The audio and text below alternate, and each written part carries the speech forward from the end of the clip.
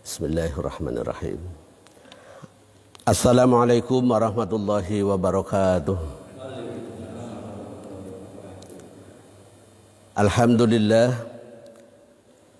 Alhamdulillahilladzi khalaqal mauta wal hayata liyabluwakum ayyukum ahsanu amala wa huwal azizul ghafur. Assalatu wassalamu ala Rasulillah wa ala alihi wa ashabihi wa ikhwanihi wa li ahli ta'atillahi ajma'in. Rabbi shrah li sadri wa yassir li amri wa hlul 'uqdatam min lisani yafqahu qawli. Wa ba'du, qala Allah ta'ala fi kitabihil karim, a'udzu billahi minasy syaithanir rajim. Bismillahirrahmanirrahim. Qul in kuntum tuhibbunallaha fattabi'uni yuhibbukumullah wa yaghfir lakum dzunubakum wallahu ghafurur rahim. Allahumma arhamna bil Qur'an. Bersyukur kepada Allah, pada hari ini kita mengawali kegiatan kehidupan kita dengan sholat subuh berjamaah, dilanjutkan dengan taklim. Mudah-mudahan pagi hari yang indah diisi dengan ibadah ini akan menjadi sebuah amal ibadah yang mendapatkan pahala dan ridho Allah Subhanahu wa taala. Amin. Salawat dan salam semoga selalu Allah limpahkan pada Nabi Muhammad sallallahu alaihi wasallam, kepada keluarga, sahabat dan seluruh umatnya. Mengawali kajian kita, mari bersama-sama membaca lafal basmalah. Bismillahirrahmanirrahim. Saya doakan semoga kita dalam memanfaatkan waktu yang Allah berikan, kita bisa menggunakannya dalam ketaatan, dalam kebaikan, dalam ibadah kepada Allah, dan selalu diiringi dengan kesehatan, sehingga kita akan menjadi orang yang bahagia selamat dunia sampai akhirat insya Allah. Sehat Bapak-Bapak? Alhamdulillah. Pagi hari ini kalau kita lihat kalender masih bulan Rabiul Awal, masih bulan Mulud dalam bahasa kita. Untuk itu kita akan bersama-sama dalam ringkasan materi Ma'rifatur Rasul, mengenal Rasul. Kita mengawalinya dari firman Allah, tentunya surat Al-Ahzab, surat yang nomor 33. Ayat yang kita baca tentunya ayat yang nomor 45. A'udzubillahi minasyaitonirrajim. Ya ayyuhan nabiyyu inna arsalnaka syahidan wa mubashiran wa nadhira. Suratnya Al-Ahzab, ayatnya yang nomor 45. Di sini Allah memanggil Nabi kita Muhammad sallallahu alaihi wasallam dengan panggilan ya ayyuhan nabiyyu, tidak ya Muhammad. Ini tentunya berbeda dengan panggilan ya Muhammad. Digunakannya di sini ya ayyuhan nabiyyu, panggilan yang sangat santun, yang sangat lembut, sangat indah, penuh penghargaan. Ya ayyuhan nabiyyu. Nabi-nabi yang lain juga dipanggil oleh Allah, tapi jarang menggunakan kalimat seperti itu. Misalkan kita baca surat Al-Maidah. Di ayat 116 Allah juga memanggil Nabi Isa alaihissalam. Kalimatnya bisa kita baca. A'udzubillahi minasyaitonirrajim. Wa idz qala Allahu ya Isa ibn Maryam. Nah, langsung. Dan ingatlah waktu Allah berfirman memanggil ya Isa ibn Maryam, wahai Isa putra Maryam. Isa laki-laki, putra Maryam, Maryam perempuan. Karena memang Nabi Isa diciptakan tanpa bapak, sehingga binnya bukan laki-laki. Nah, ini menjadi banyak persepsi. Tidak usah heran kalau Allah bisa mencipta Nabi Adam tanpa bapak, tanpa ibu, apa susahnya kalau bisa menciptakan manusia tanpa bapak. Jadi ini binnya bin Maryam. Terus kemudian kalau kita lihat juga di situ ada semacam pertanyaan. Kalimatnya a'anta qulta linnas ittakhazuni. Apakah kamu memerintahkan kepada manusia agar ittakhizuni wa ummi ilahaini min dunillah. Jadikan saya dan ibuku Tuhan selain Allah. Ini pertanyaan Allah kepada Nabi Musa, Nabi Isa, yang Allah sudah lebih tahu daripada Nabi Isa sendiri. Maka Nabi Isa kemudian menjawab di akhirnya, qala subhanaka, maha suci engkau, ma yakunu li an aqula ma laysa li bihaq. Saya tidak mengucapkan sesuatu kecuali dengan sesuatu yang benar. In kuntu qultuhu faqad alimta. Kalau memang saya mengucapkannya, engkau lebih tahu ya Allah, dan ayat seterusnya. Ini hanya contoh bahwa Allah juga pernah memanggil nabi yang lain, tetapi pakai kalimat ya Isa bin Maryam, wahai Isa putra Maryam. Langsung namanya, kemudian langsung menanyakan sesuatu. Allah juga pernah memanggil pada Nabi Zakaria misalkan. Anda nanti bisa dibuka dalam surat Maryam, surat yang nomor 19, tentunya ayat yang nomor 7. Ya Zakaria, inna nubashiruka, wahai Zakaria, kami memberi kabar kepadamu, bihulamin ismuhu Yahya, akan datang seorang anak untukmu diberi nama Yahya. Ini luar biasa, Nabi Yahya belum lahir namanya sudah dikasih oleh Allah. Dan disebutkan lam naj'al lahu min qablu samia, belum pernah ada nama sebelum dia yang bernama Yahya. Ini panggilan Allah pada Nabi Zakaria, ya Zakaria. Allah juga pernah memanggil Nabi Yahya, misalkan dalam surat yang sama, surat Maryam ayat 12 misalkan, ya Yahya khudil kitab, wahai Yahya peganglah Alkitab ini biquwwah, dengan kekuatan atau dengan sungguh-sungguh. Begitu pula Allah pernah memanggil Nabiullah Musa alaihissalam di Al-Quran surat yang nomor 27. Surat yang nomor 27 ini surat An-Naml ayat 10. Ya Musa la takhaf, wahai Musa jangan takut. Allah memanggil langsung kepada Nabi Musa dengan namanya sendiri, dengan nama Musa langsung, ya Musa.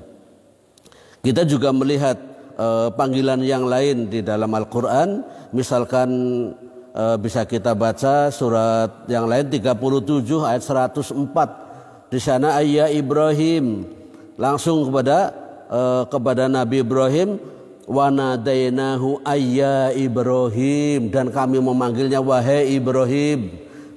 Dilanjutkan kepada Nabi Nuh juga sama.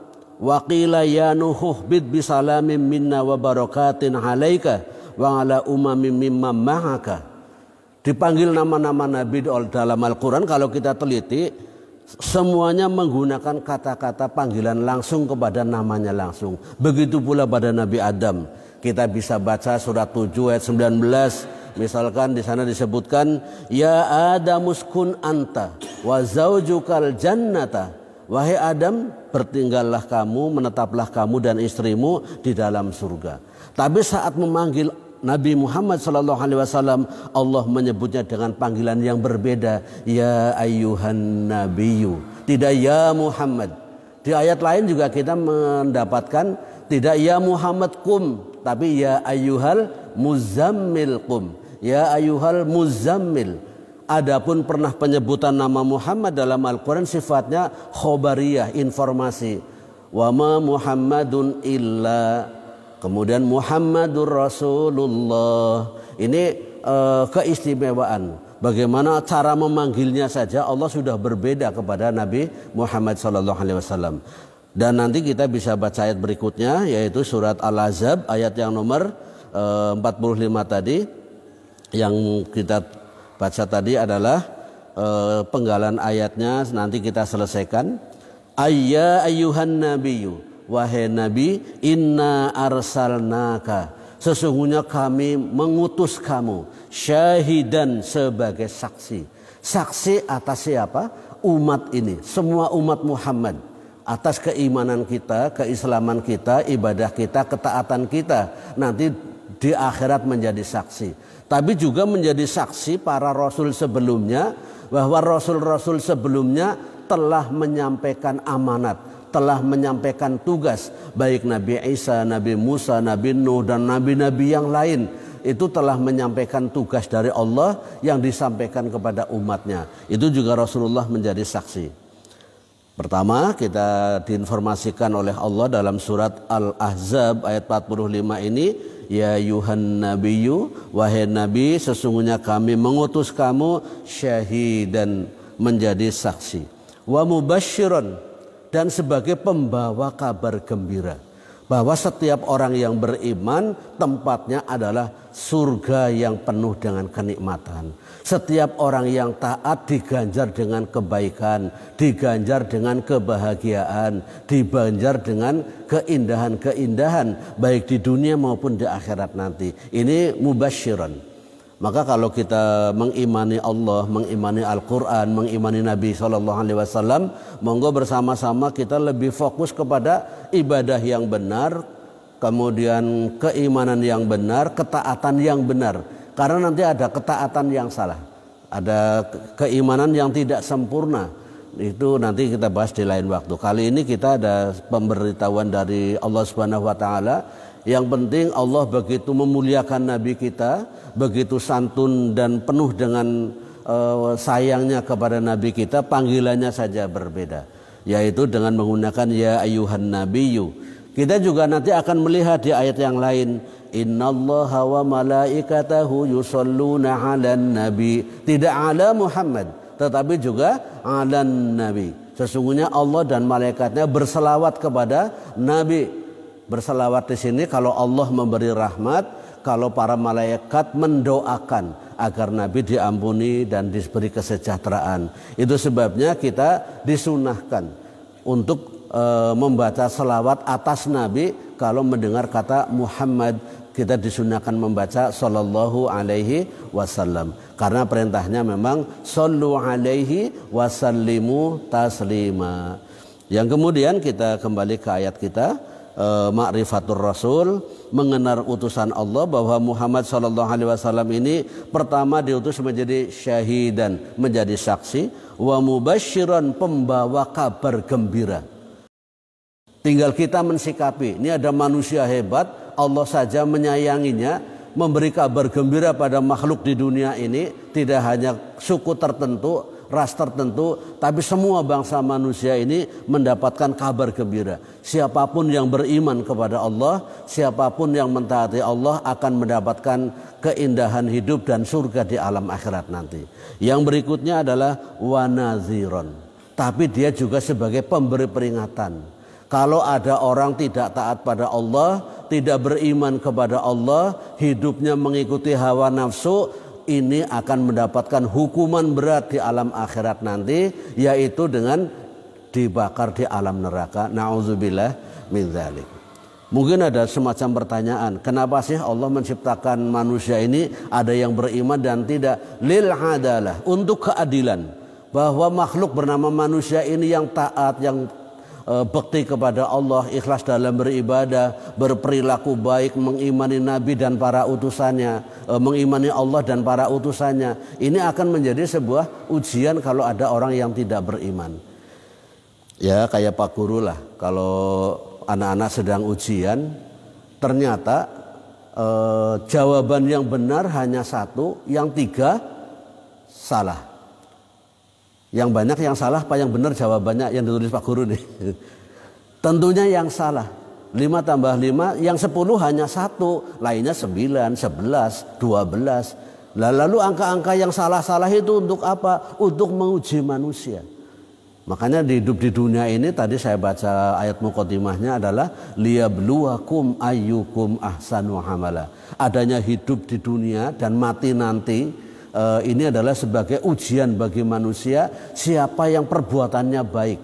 Hati-hati, kita diujinya bukan kepandaiannya, bukan kekayaannya, bukan kekuasaannya atau popularitasnya, tetapi yang diuji adalah kebaikan perilaku. Tenar tidak penting, kalau perilakunya buruk maka akan celaka. Begitu pula kaya, kalau perilakunya buruk juga akan celaka.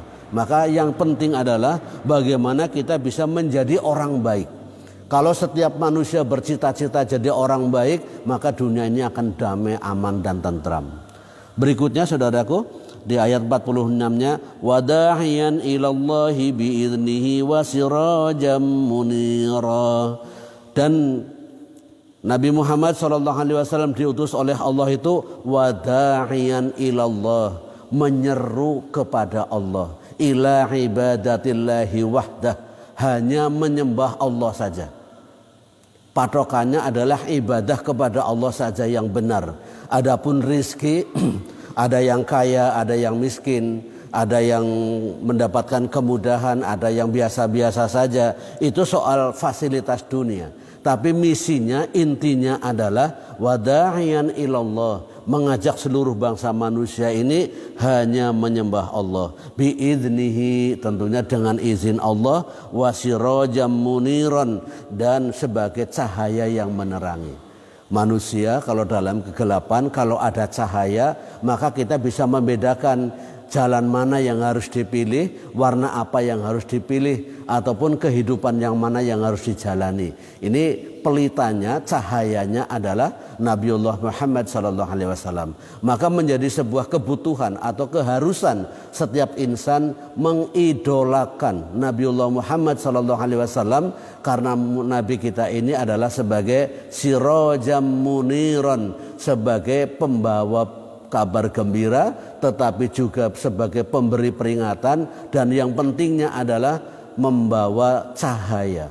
Jadi kita kalau jalannya diliputi dengan cahaya yang terang benderang, ini insya Allah akan mendapatkan pencerahan dalam hidup. Maka kalau hidup kita kepingin indah, kepingin damai, kepingin bahagia, diakhiri masuk surga, pastikan kita mengimani Rasulullah SAW sebagai Nabi yang menjadi saksi, yang menjadi pemberi peringatan, yang menjadi pembawa kabar gembira, penyeru kebaikan, penyeru kepada agama Allah. Ini pagi hari ini kita fokus pada kemuliaan Rasulullah SAW, di mana Nabi kita ini mendapatkan amanat lebih besar dibanding nabi-nabi sebelumnya, karena nanti di akhirat dalam hadis sahih disebutkan umat Muhammad ini adalah umat terbesar, lebih besar daripada umatnya Nabi Musa alaihissalam. Itu sebabnya di tempo yang lalu kita sudah baca ayatnya, surat Al-Ahzab ayat 21 yang mengandung keteladanan Nabi, di mana Nabi orangnya sangat sabar. Kita ingat waktu terjadi dakwah ke Taif, di mana orang-orang Mekah sudah sempit, sudah tidak bisa menerima seruan Nabi Muhammad SAW. Nabi mencoba berdakwah di daerah Taif, yaitu daerah di mana paman-paman Nabi tinggal, saudara-saudara seibu di daerah Taif. Tapi orang-orang Taif ini sudah dihasut oleh orang Quraisy bahwa Muhammad ini membawa ajaran suami meninggalkan istri, istri meninggalkan suami, kemudian orang tua meninggalkan anak, anak meninggalkan orang tua. Ini dihasut seperti itu. Maka kemudian begitu Nabi datang ditolak dengan mentah-mentah. Kemudian bahkan para pembesar orang Taif waktu itu disebutkan mereka menyiapkan penyiksaan kepada Nabi dalam bentuk penghinaan dan menyakiti Nabi. Ada yang diperintahkan melempari dengan kotoran kuda yang keras, ada yang diperintahkan untuk melempar Nabi dengan batu, sehingga pada akhirnya Nabi sampai berdarah, mengeluarkan darah di mata kakinya. Ini artinya darah yang keluar banyak, tidak hanya sedikit, sampai mengalir di mata kakinya. Kemudian begitu dia menepi di sebuah tempat yang sepi, di sebuah pohon kurma, Nabi sedang duduk dengan waktu itu dengan Zaid bin Harithah, asisten Nabi, sahabat setia Nabi, didatangi oleh malaikat Jibril. Malaikat Jibril dalam bahasa kita menyebutkan, wahai Muhammad, saya diutus oleh Allah untuk melaksanakan perintahmu, apapun yang kamu perintahkan, termasuk yang dilakukan penganiayaannya orang-orang Taif. Andaikan kamu memerintahkan saya menumpahkan gunung untuk menutup mereka, akan saya lakukan. Apakah Nabi bersemangat? Iya, itu mereka yang menghina saya, kemudian habisin saja. Tidak. Nabi menjawab, la, jangan. Allahumma hdi qaumi fa innahum la ya'lamun. Ya Allah, berilah petunjuk pada kaumku karena mereka tidak mengerti. Begitu pula kalau Allah menyayangi Nabi, Nabi pun menyayangi kita umatnya. Yang sudah menyakiti fisik, mengeluarkan darah pun oleh Nabi tidak dikutuk, tidak dicelakai, tetapi justru didoakan agar mendapatkan hidayah. Sampai-sampai malaikat Jibril menyebutkan, Sodako man sammaka raufur rahim. Maha benar Allah yang telah memberimu gelar raufur rahim. Kamu orangnya penyantun dan penyayang. Ini tentunya terdapat dalam surat At-Taubah ayat 128. Nanti bisa diperiksa di rumah. Laqad ja'akum rasulun dan seterusnya. Akhirnya disebutkan raufur rahim. Nabi itu bersifat sangat santun, ngomongnya tidak kasar, ngomongnya tidak menyakitkan. Begitu pula rahim, dia sangat penyayang kepada umatnya. Yang sudah menyakiti sampai keluar darah pun tidak dikutuk oleh Nabi. Nabi tidak menunjukkan kemurkaan, tapi sebaliknya mereka berbuat begitu karena tidak mengetahui kebenaran. Ini pagi yang indah, semoga diberkahi oleh Allah. Untuk Anda semua yang ikut pengajian ini saya doakan sehat walafiat, kemudian diberkahi rezeki, dan semoga kita semua matinya husnul khotimah. Amin. Semoga bermanfaat. Mari kita akhiri dengan kafaratul majlis. Subhanaka Allahumma wa bihamdika asyhadu an la ilaha illa anta astaghfiruka wa atubu ilaik. Alhamdulillahirabbil alamin. Assalamualaikum warahmatullahi wabarakatuh.